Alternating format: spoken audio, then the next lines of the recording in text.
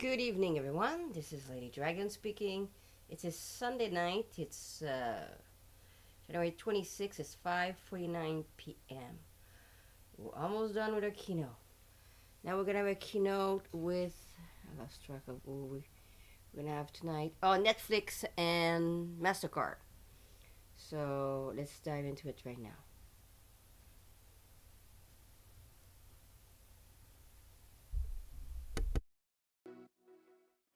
My name's Ben Jeffries, and I'm the CEO of Influence.com, and I'm really excited to be here with two industry titans. I think we're at a turning point today where traditional marketing is dying. When I founded Influence.com almost 10 years ago, it was because I saw a shift happening where consumers started demanding more. They wanted to be seen, heard, and engaged, and brands really have to step up, be creative, and deliver value in ways that goes beyond pushing products. Today, we've got Raja Rajamana, Chief Communications and Marketing Officer of Mastercard. We have Josh Simon, VP of Consumer Products at Netflix, and both are leading the charge in how consumers are, and brands are transforming the way that they're dealing with consumers. Mastercard is continuing to evolve its over 25-year-long priceless campaign, leveraging technology to deliver experiences that truly matter to consumers. Netflix is shaping culture in ways we've never seen before, taking engagement to a whole new level. I'm sure we're all absolutely obsessed with the new season of Squid Game, and if you're not, I heavily advise watching it, but be prepared, you will end up binge watching the whole season. But today we're going to be diving deeper. You will end up binge Squid Game, and if you're I'm sure we're all absolutely obsessed with the new season of Squid Game, and if you're not, I heavily advise watching it, but be prepared, you will end up binge watching the whole season. But today we're going to be diving deeper into topics that we're all really passionate about: fueling fandom, experimental marketing, and multi-sensory engagement. And I'm really excited to hear both Raja and Josh's takes on all of this. So I'm actually going to ask the audience a quick question first, and this is because I watched Raja's TED Talk recently where I got enlightened by a quick fact, and that was, who do we think has a higher attention span, a goldfish or a human? So if you think it's a human, raise your hand. Okay, so you're correct.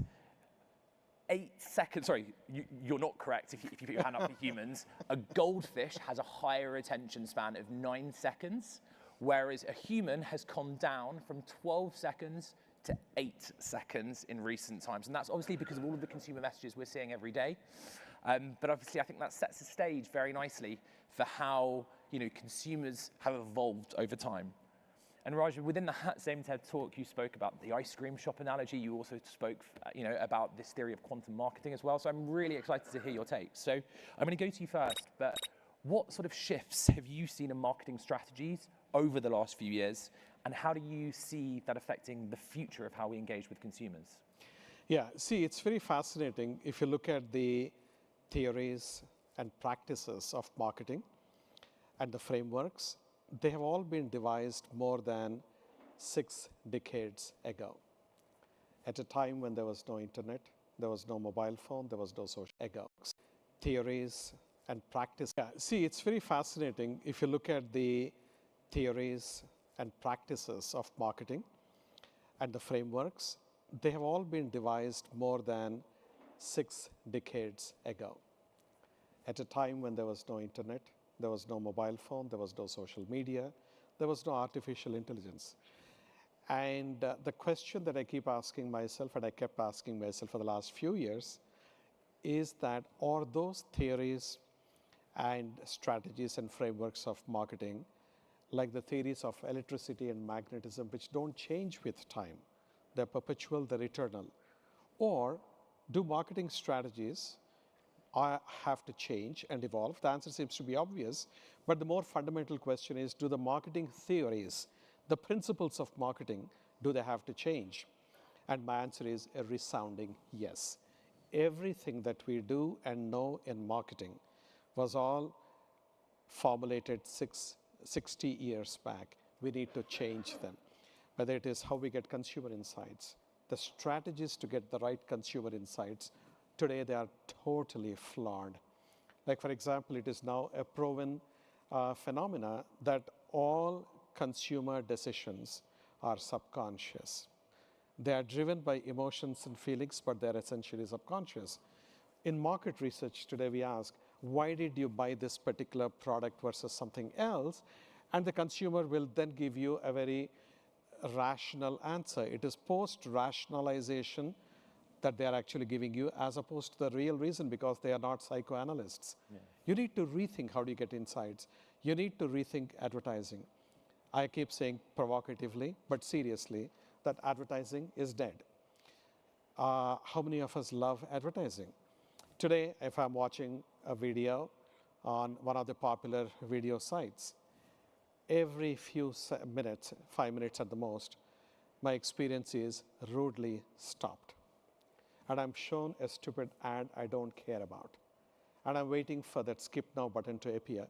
And I suffer 5 seconds for that ad. And then I watch. But then, as marketers and as businesses, we talk about having a seamless, frictionless, delightful experience.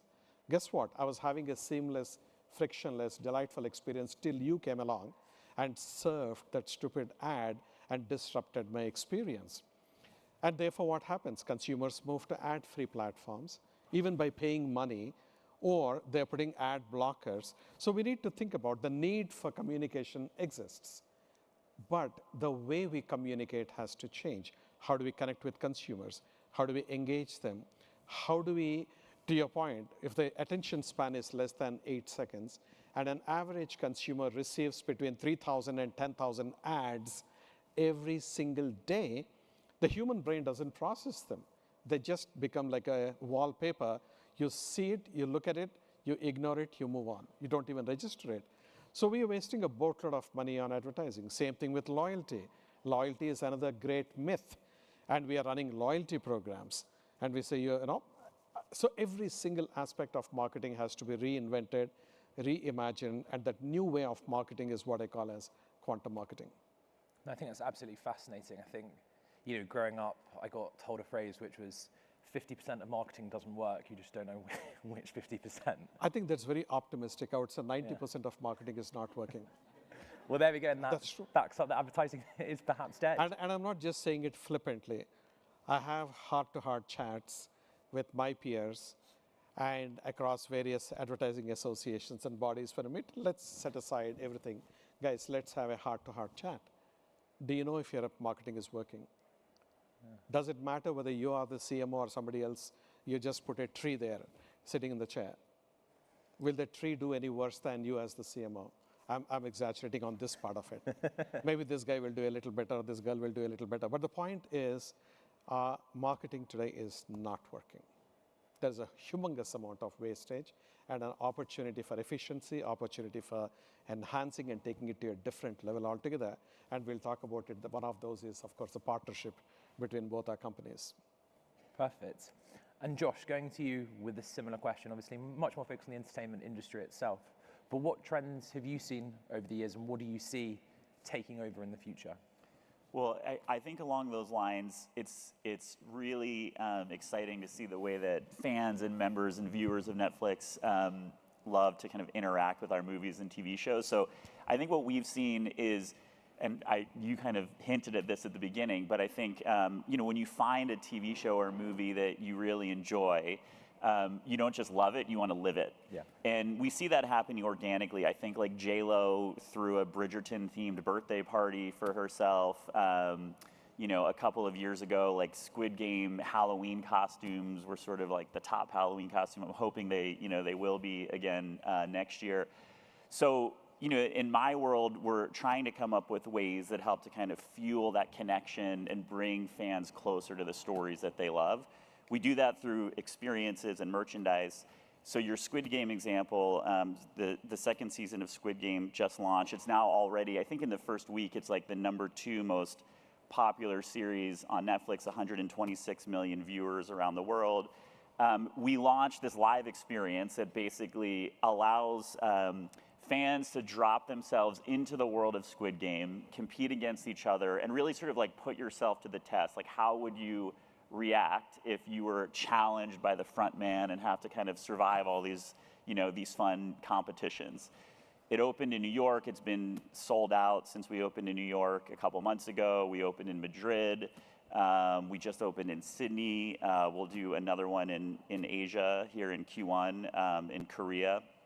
So, we just find that like people have such passion for these movies and TV shows that we can feel it through live experiences. We also do it through merchandise. We try and sort of bring our merchandise to life in new and unique ways.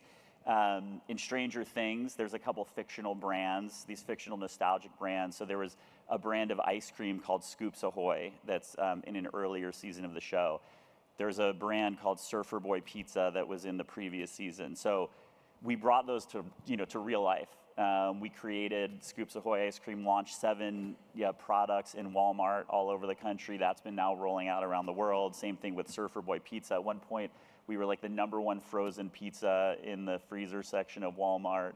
But it's just really all about giving fans a chance to get closer to the stories that they know and love. Amazing. And obviously, as part of that, Mastercard and Netflix have come together to create something truly unique in their partnership. And I think Mastercard have obviously gone on a journey and reshaped their marketing strategy where it's gone from storytelling to story making. So I'm very keen to hear from you, Raja, about how kind of this evolution is tied into this partnership with Netflix, and how you see these experiences help create those memorable, lasting moments. See, in 2013, we took a big bet of pivoting away from being an advertising-led marketing strategy to having an experiences-led marketing strategy. So we said we will be an experiential marketing company. And that was a huge bet, huge pivot, but it was very thoughtfully taken. And we started moving money away from advertising into experiences that we started curating. We bought a company that does nothing but source experiences and make sure that the fulfillment is absolutely flawless. They look for partnerships. We get into sponsorships and bring our sponsorships to life and make these experiences available at scale and economically so.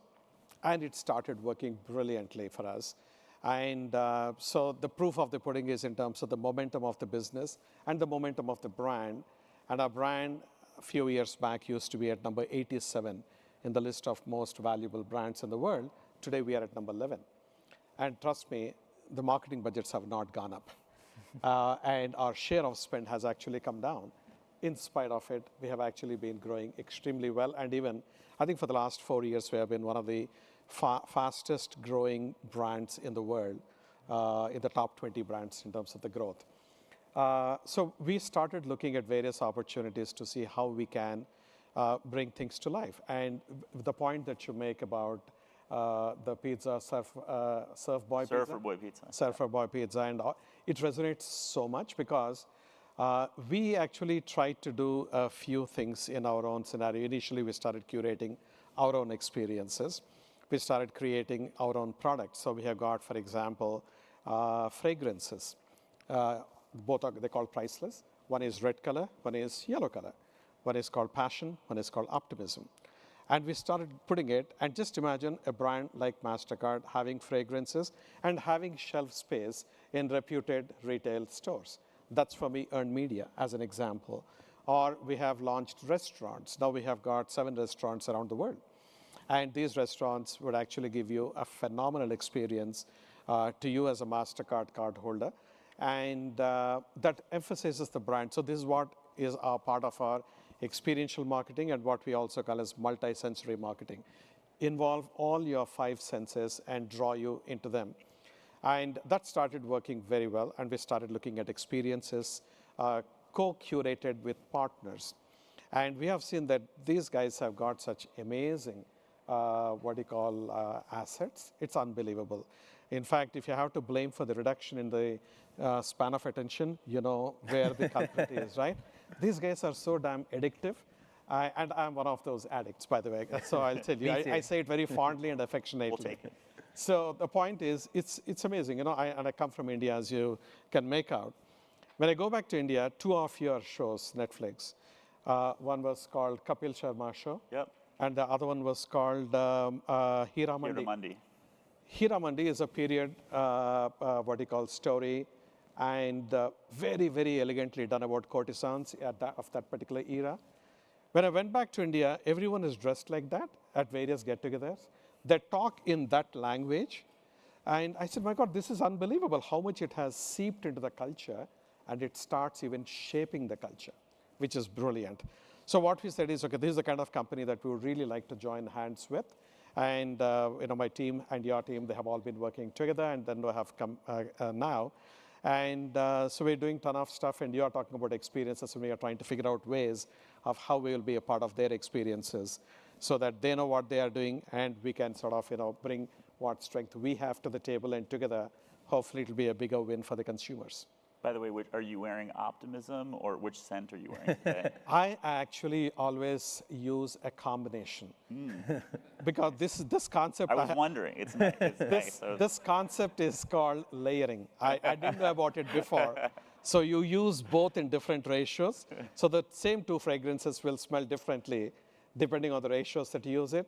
And like if you look at maybe 3 of optimism and 1 of passion, that's how it goes. That's nice.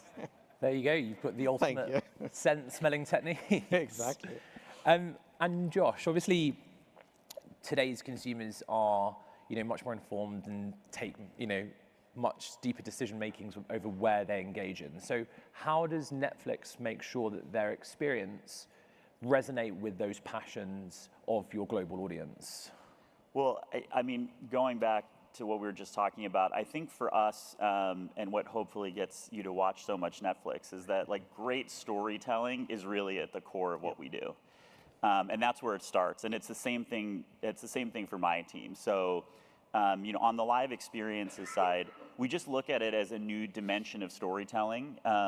It's a different palette or canvas. It's we're creating scripts, we're working with actors. It's coming to life, in real life, versus on the screen. But it's actually a lot of the same process involved. And we even work very closely with the show creators. So on Stranger Things, the Duffer Brothers, who created the series, they'll actually work with us to write the script for the live experience as well. And we do that with Shonda Rhimes for Bridgerton. So that's where it starts. The storytelling element of it is key. And it's really resonated. I think at this point, we've created about 40 different experience concepts. We've had across them 170 launches in 100 countries, or 100 cities, around the world. 7 or 8 million people who have attended these. They're all paid, ticketed attractions and experiences. And I think, what we've tried to do, what I think has been unique is one, bring them to fans around the world. Yeah. So that was sort of central to our strategy. Similar to the fact that, in 190 countries of the world, you can stream Netflix. We wanted to go to where our fans were. So we build these experiences with the ability to take them out on the road. And then, additionally, we really try and ground them very closely in the, the storytelling and the IP itself. So I mentioned Squid Game. We've done a Stranger Things experience that sort of, drops you into this sleep study in Hawkins, Indiana. And you go through sort of an hour-long storyline that involves a lot of the cast of the show and some really great new 3D technology. We have a Stranger Things play that's been sold out in the West End of London, coming to Broadway later this fall. I mean, the craziest one to me, which is one of my favorite experiences, we have the Bridgerton Queen's Ball, which is basically you're invited to one of the lavish balls that you see on the series. 90% of the fans who come to this experience dress up in Regency attire on their own. I mean, we encourage it, but they show up dressed up in Regency attire. It's this amazing show of, show, dancing, cocktails, live music. At this point, I think we've had more than 50 wedding proposals take place at the Bridgerton Queen's Ball around the world. And by the way, that then led to other ideas, because we then decided, well, let's create a line of Bridgerton wedding gowns, which we did to sort of, continue to tap into this, I guess, love and passionate mindset that we're fueling. And what's exciting is that I think the next step is this concept called Netflix House. which is sort of our version of all of the things we've done in one location. So we're opening our first 2 Netflix houses at the end of this year, one at the King of Prussia Mall in Philadelphia, one at the Dallas Galleria. They'll have a handful of live experiences. We'll have a restaurant, a bar, a theater, a retail store. But the idea behind it is like building this infrastructure that allows us to kind of move at that same pace of culture that you see on Netflix, the service itself. So, you know, if you have a theme park, which are great, usually, you know, building a new attraction at a theme park is a 5+ year, you know, long-term endeavor.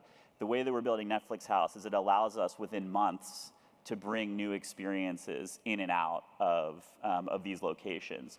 So when the next Squid Game hits, you know, or the next season of Stranger Things, or Wednesday, you name it, or even those surprises that we didn't see coming, we'll have the infrastructure and ability to kind of bring these experiences to life, whether it's in an immersive nature, whether it's through a fun menu in a restaurant format, or merchandise through our retail store. Amazing. I think what I love about that is it puts the consumers at the forefront, right? Yeah.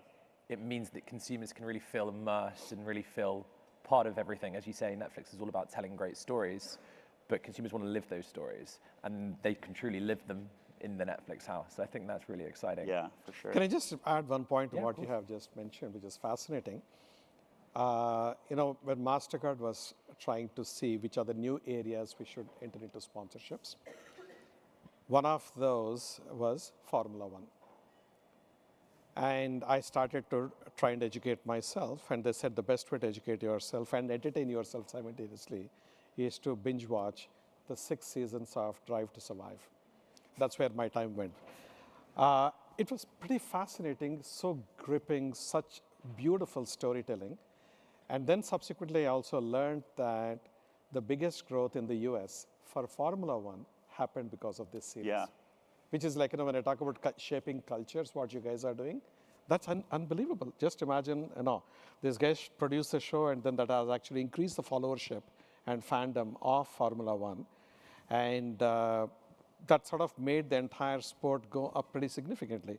Eventually, we ended up sponsoring McLaren team as a principal sponsor, but this was one of the most significant reasons. So you are having a kind of a ripple effect in so many different areas.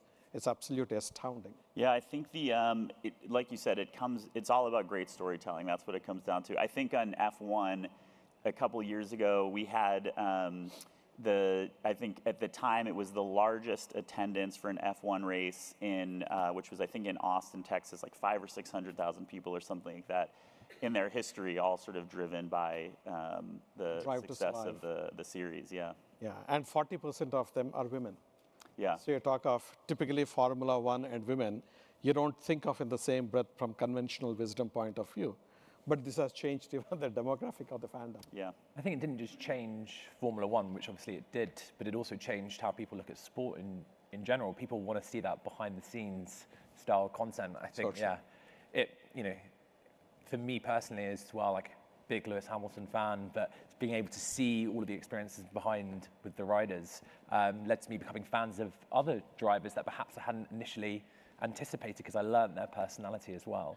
But going back to the Netflix house, Stranger Things on Broadway, the Netflix Bites, all of these different activations that have occurred, I'm really keen, Raja, from your perspective, how they tie in with the priceless moments and building brand loyalty for your consumers.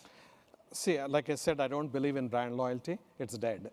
But you have brand preference. You have an affection for the brand, which should not be misunderstood to be brand loyalty. And we are wrongly perceived as a credit card company. We don't issue a single credit card. We are a technology company which provides a platform for other banks and financial institutions to issue cards. Yeah.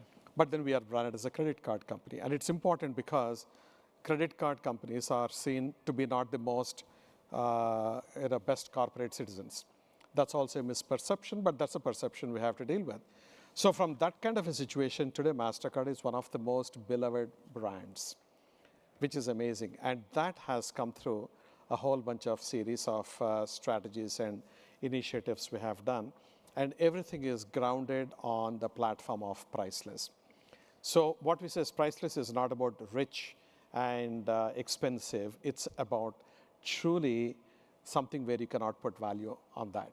Yeah. Like, right from the very first ad, which was created in 1997, which I wish I created it. I did not. I inherited it, which is about the father and the son going to a baseball game, and they say price of ticket X dollars, price of soda $5, price of baseball bat so much. But the time spent with your 11-year-old son, priceless. Gives me goosebumps. There are certain things that money cannot buy. Yeah. Those are the things you should be focusing on. For everything else, there is Mastercard. It is such a brilliant platform, and it's the longest running platform in corporate history here in the United States and globally.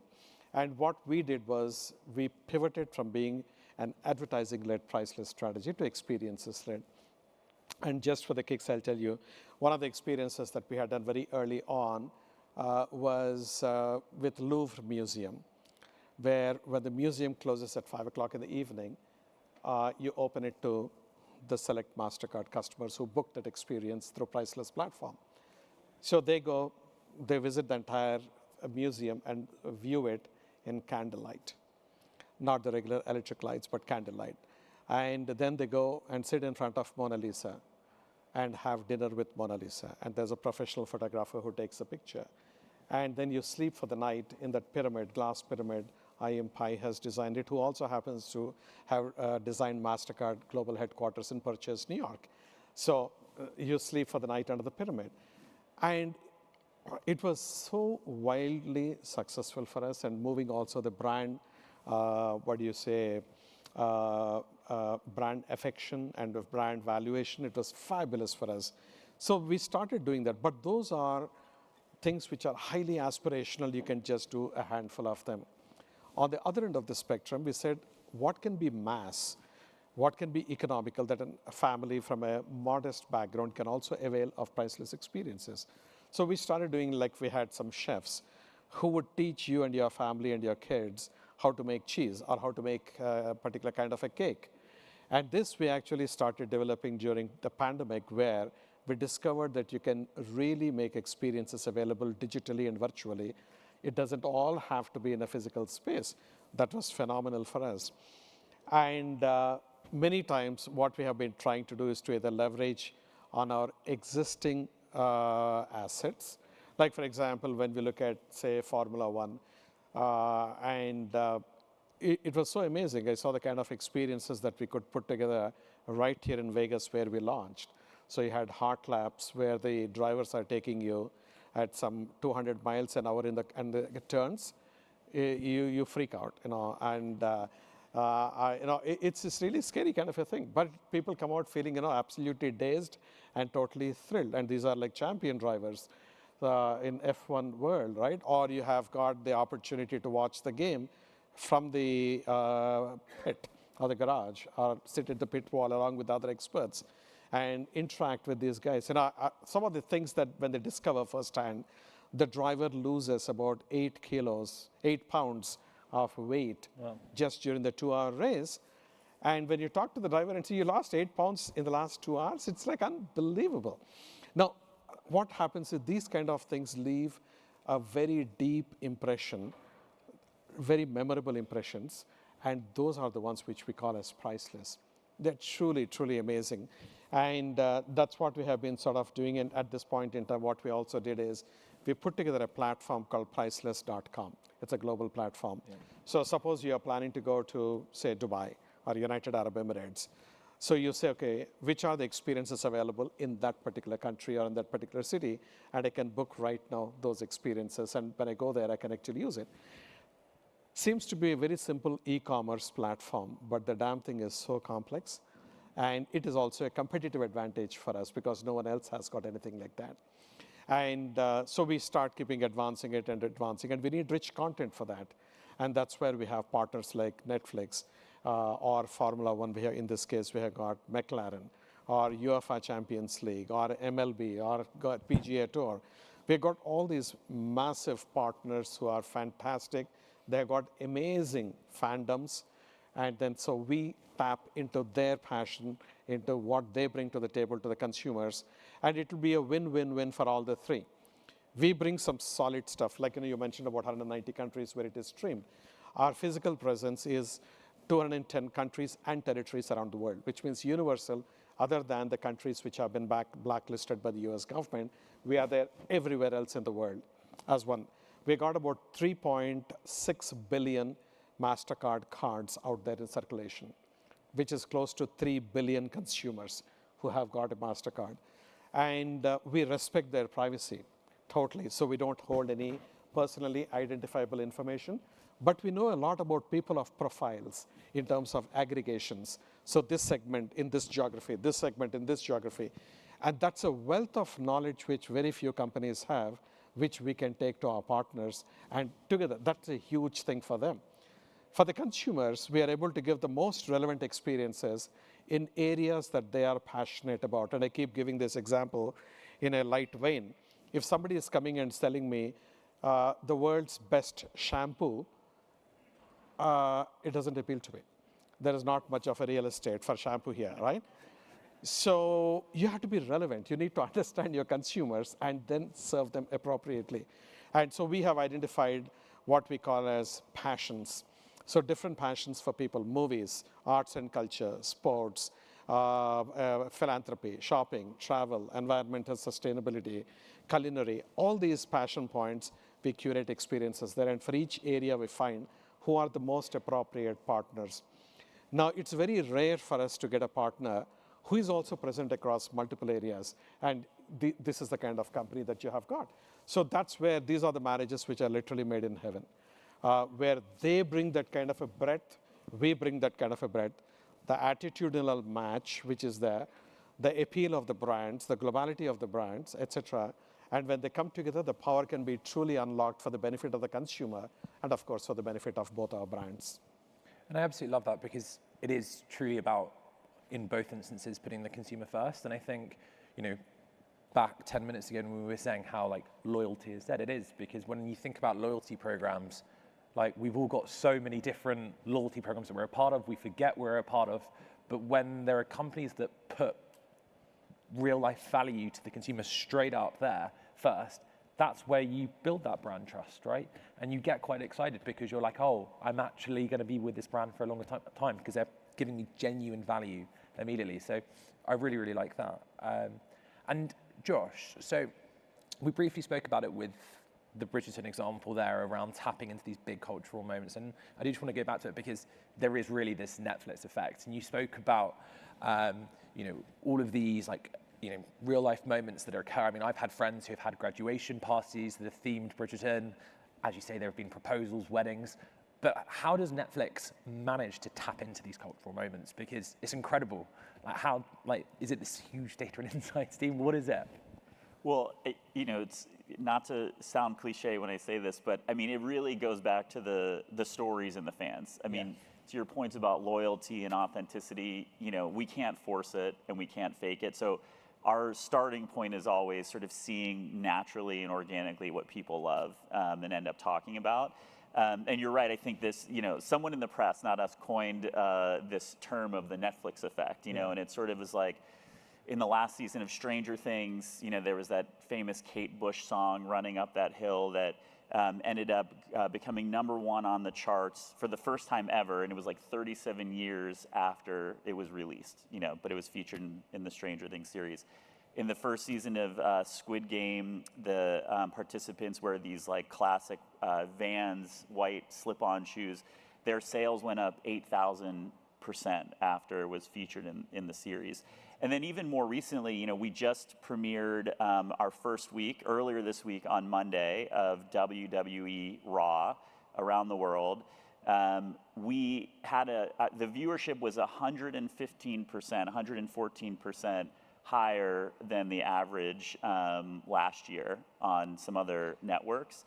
And we were trending, it was trending globally. I mean, when part of, I think, what's great about Netflix is when we launch something, it generally launches all over the world at once. So, WWE, which similar to, it's almost reverse F1, which has a big international following, but primarily was in the US, was trending online in Australia, in the UK, sort of all over the world.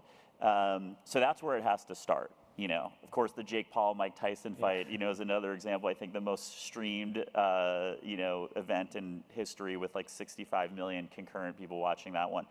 So it starts there. I think then that's where we can sort of jump on onto it internally and fuel it, you know. And I think we have 1 billion followers on social media platforms around the world. We can create these experiences. We can, you know, we can create merchandise, and so then we can sort of take it and help fuel the conversation. And that's part of what, you know, I think we're excited to do with you guys. I think the way that you talk about sort of storytelling and offering these priceless experiences is you know, it's sort of the same language we use and what we're looking to do for our fans. And so, you know, we obviously talked about opening Netflix houses at the end of this year, which we'll be partnering on to kind of create some priceless experiences for fans there. When we opened Stranger Things on Broadway, which is going to be pretty epic, you know, we'll be working together on that one. And then, you know, we had this restaurant concept that we opened last year in Los Angeles called Netflix Bites. The idea was like when you're watching all these great food and baking shows on TV, you know, you watch it, you're like, I wish I could taste that dish. It's obviously almost impossible to travel around the world and, you know, taste those dishes or even get a reservation at some of those restaurants. So we decided, like, what would it, you know, how much fun it would be to kind of bring these dishes and chefs to life in one location and let fans experience it. We did it as a test. We were sold out from the opening of the run. It was one of the most sort of searched restaurants on reservation platforms in LA. And so we've decided to, you know, sort of bring that concept to some other locations. We're working on some future cities. We'll be eventually bringing it to Las Vegas. And it's, you know, kind of the perfect example of where you can just imagine sort of how we can offer a priceless experience in a dining setting, both when it comes to, you know, getting a reservation at a place like that, which sometimes can be tricky, but even creating some special experiences for, you know, for our mutual customers to enjoy as well. Exactly. You want to talk about the drinks out there? Well, I know it's only 10 a.m. What time is it now? 10 or 11, but it is Las Vegas. I think when, as an example, when we end, there's a couple bars set up, and we have 2 of the signature cocktails for everyone to try that are also sort of similarly based on the scents as well. Exactly. Of Exactly. optimism and passion. Yeah. So those are all sort of out there for you all to sample on your way out. Try them both. Penelope's Passion from Bridgerton, Penelope, and then Streaming Optimism. So You'll have to try them both.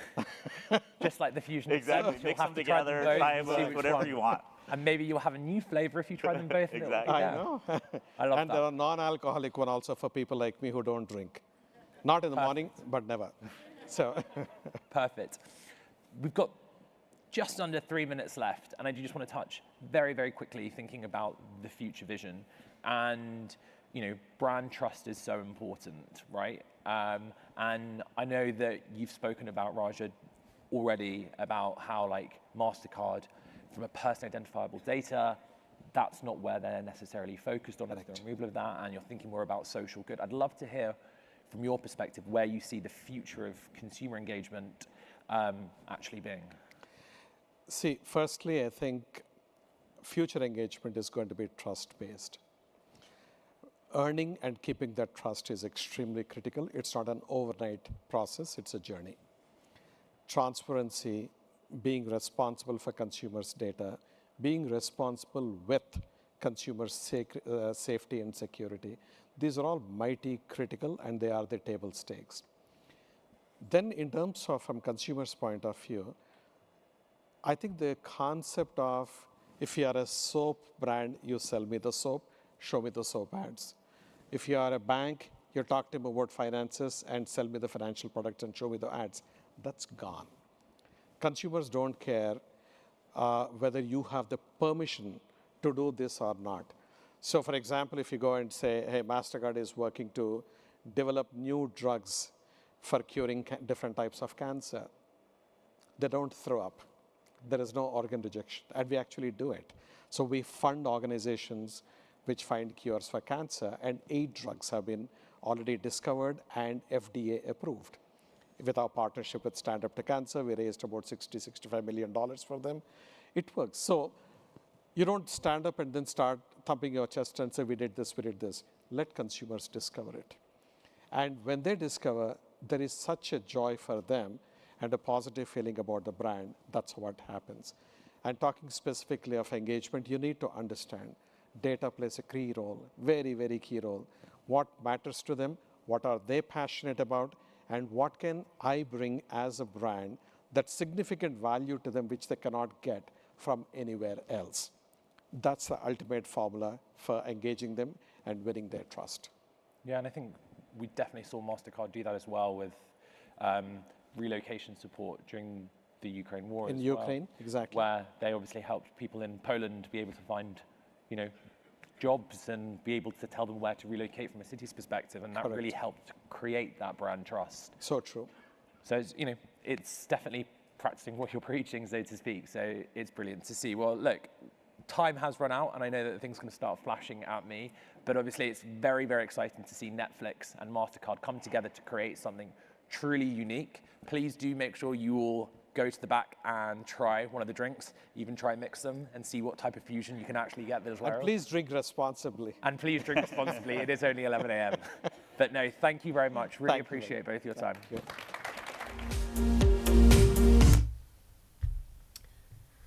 Well. That's gonna be all for me today. It's 6:30. We'll continue the rest. We only have 5 left, or 4. No, wait, we don't have much left. I really want to finish this by tomorrow. So thank you everybody for spending the day with me, listening to all these keynotes. Hope you enjoyed it. I'll see you tomorrow. Have a good evening. Bye bye. Donc on a fini la journée là. Il en reste pas beaucoup. Il en reste 4 ou 5. Puis on va finir ça demain. Fait que merci d'avoir passé la journée avec moi. On se parle demain. Bonne soirée. Bye bye.